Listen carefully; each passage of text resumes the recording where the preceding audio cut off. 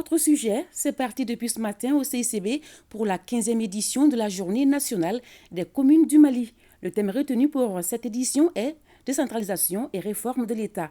L'événement a été l'occasion pour le Premier ministre de rendre hommage aux élus locaux. Il a aussi rappelé les défis auxquels les maires devront bientôt s'atteler pour la réussite de la transition. La synthèse de l'allocution du chef du gouvernement avec Alousseni Touré.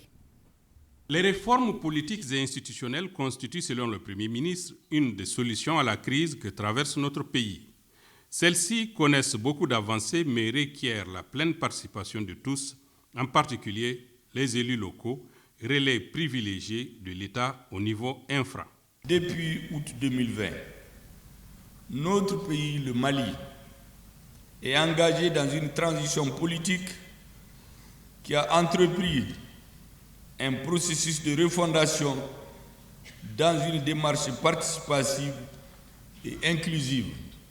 Cette tendance, voulue et demandée et exigée par le peuple malien, s'est renforcée et a pris une trajectoire ascendante et accélérée depuis l'avènement du colonel Assimi Goïta au sommet de l'État.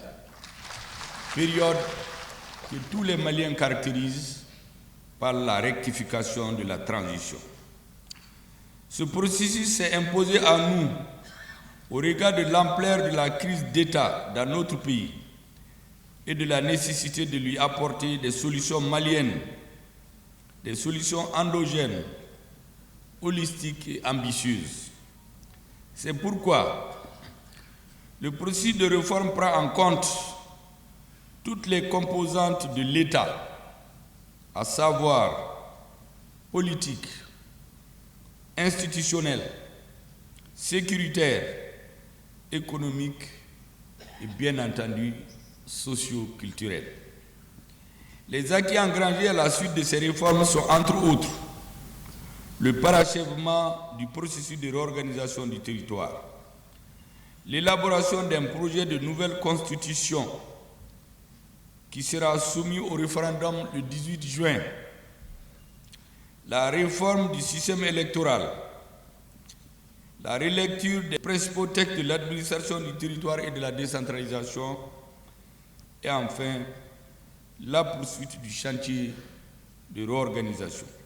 S'adressant aux élus des municipalités, le Premier ministre a rappelé les défis auxquels ils sont appelés à s'attaquer dans les tout prochains jours. Parmi ceux-ci, l'organisation et la tenue du référendum constitutionnel. L'événement qui nous réunit ce matin n'est pas une messe banale. Il traduit le lien entre le président de la transition, chef de l'État, et les acteurs de base que vous êtes et qui symbolisent la représentation de l'État au niveau infra et de la gouvernance territoriale. Cette journée est la vôtre, car elle magnifie votre travail d'orfèvre, de fourmis et de soldats du développement à la base. L'unité nationale est gage de stabilité. C'est pourquoi le chef du gouvernement a rappelé tous les Maliens à l'union sacrée autour de cette transition. L'accord pour la paix et la réconciliation devrait connaître des avancées considérables pourvu que les parties maliennes se retrouvent et agissent en synergie, dira le Premier ministre.